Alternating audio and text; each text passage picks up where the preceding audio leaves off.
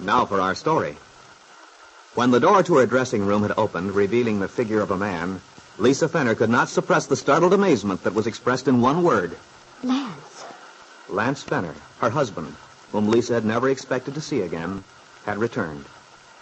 As husband and wife looked at each other, each lost in overwhelming emotions, Lily Devon, the young entertainer with whom Lisa shared the dressing room, slipped unnoticed out through the door. At last, Lance speaks. Hello, Lisa. May I come in? Well, since you're here, Lance. Don't look so frightened, darling. I'm not frightened. Well, this isn't the first time I've come to your dressing room after a show to talk things over. Will you wait till you're ready to leave? No, but... I'll just sit here on this stool where I can watch you in the mirror. Ah, this is wonderful. Like old times. You're even using the same powder. Gosh, that perfume brings back memories. Lance, what are you doing here? I wanted to talk to you. But it's no use, Lance. I don't want to talk about what used to be. It doesn't help anything. I didn't come to talk about the past, darling. I'm interested in the present and the future. There is no future for us. And no present, either. You'd better go, Lance, please. Lisa, I saw the show tonight. I was so proud of you. You're wonderful, darling, better than ever. Thank you. Well, don't think I'm flattering you, dearest. Where your work's concerned, I've always been able to stand aside. Being personal, isn't that true? Yes, Lance. I've always trusted your judgment. Is that a new dress? Yes. You were thinking of me when you bought it, weren't you? You know, I've always loved you in yellow. I like yellow, too. Come on now. Confess. Lance, you make it so difficult for me to... Lisa, you're not really angry with me for coming, are you? Not angry, Lance, but... Well, it seems so useless. I thought you were leaving town. You said you were going on to New York. Yes, but I changed my mind. But you said you had such a good offer. I got a better one, here in Chicago. Oh. Then you're not going away? I don't want to. What sort of a job is it, Lance? Is it a good place? One of the best. You'll like it. I'll like it. I don't know what you mean. The offer is for us, darling. It's for Lisa and Lance Fenner. You mean someone offered you an engagement if we'd work together? No, it wasn't quite like that. You see, I told them we'd soon be available as a team. But, Lance, what on earth made you do a thing like that? You know very well, I told you before... Yes, Lisa. I know what you told me. Well, then... And for a couple of days, I really believed you. But then I got to thinking about it, and... I don't see what there was to think about. I tried to make it very plain how I felt. That's just it. You tried so hard. Too hard. You didn't put it over, Lisa. You're a wonderful dancer. But as an actress, you're not so convincing. You think I didn't mean it when I told you I don't love you anymore? You're right. I don't believe you. You see, darling, the thing that makes a good actress is believing in the part.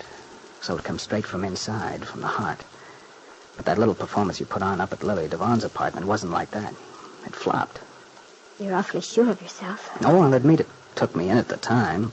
The way a bad play does. You don't realize what's wrong until later when you get to thinking the whole thing over. Oh, Lance, you're talking nonsense. All this has nothing to do with what I told you. But it has. Because there was a big difference between what you told me and what you felt. I'm sure of it now. No. No, you're wrong. Lisa, it won't work.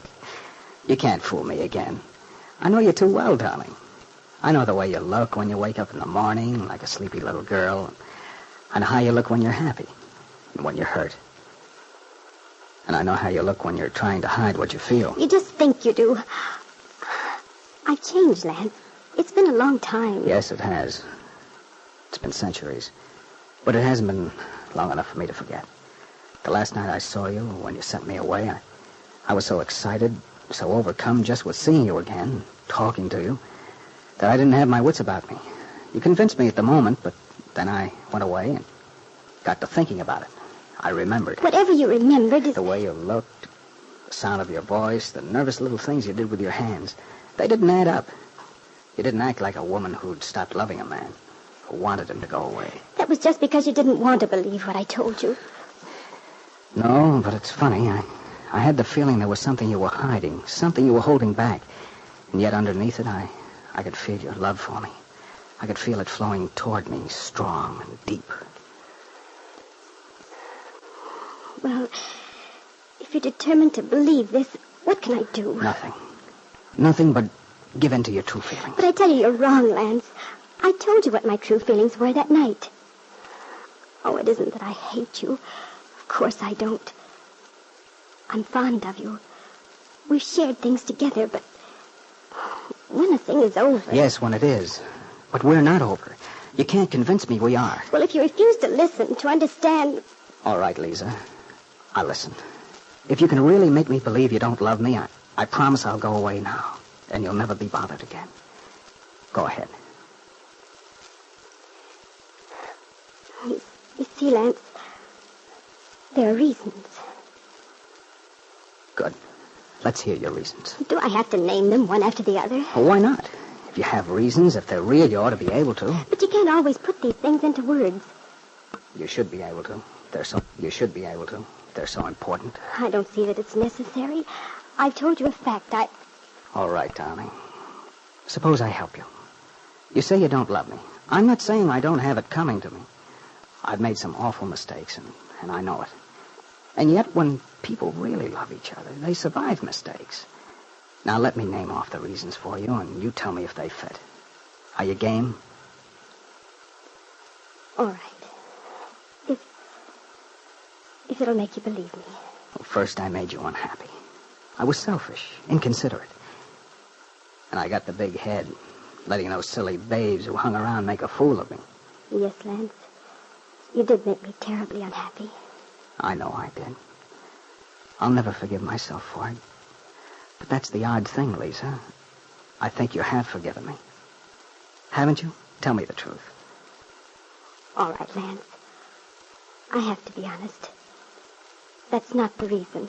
Then what else? This is silly, Lance. It won't make any difference. Don't you understand? Sometimes there isn't any definite reason. You'll just have to take my word for it. It's no use. Well, if you won't give me a reason, I've nothing to fight against. It isn't that I don't like you, Lance. I feel like a friend to you.